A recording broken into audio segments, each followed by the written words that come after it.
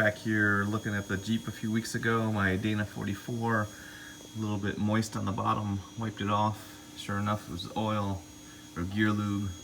A couple weeks later, yep, moist again. So it's got a really slow leak. Gasket materials, still factory, about 8 years old. I've changed the lube a few times, but now it's time to take the cover off and replace the gasket. Lots of videos on how to do this step by step, so I'm not going to do that. Just going to hit the high points. First thing we're going to do, remove the fill and drain plugs and drain the oil. Fill and drain plugs removed and oil is coming out.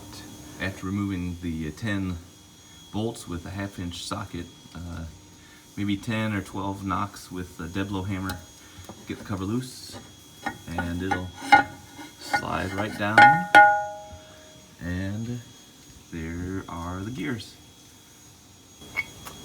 Alright, now that we have the gears, I'm going to go ahead and use the brake cleaner to really clean it out in there. So I don't know how well you can see it in the video, but the bottom of the housing has been beaten by rocks a little bit up into the sealing surface, and so I think that's what chewed up my gasket interface just a little bit, and that's what's causing that leak. So I'm going to file it down just a little bit and make it nice and smooth before I put everything back together.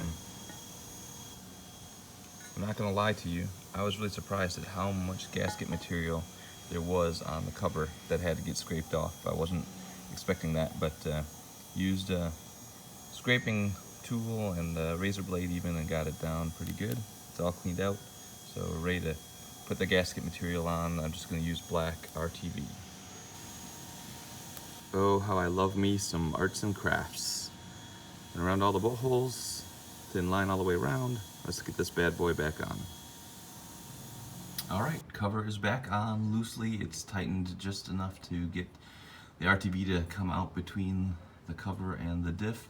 Let it sit for an hour, then we'll torque it down to 30 foot-pounds, and then you're supposed to wait 24 hours before you fill it up with fluid. We'll see if I can really wait that long, but we'll definitely give it till overnight. But that's all there is to it. Hope this video was useful, and if you like what you saw, hit the subscribe button, and I'll throw up some more videos as I continue to figure out what this Jeep is going to do to me as it gets older. Take care. Have a good one.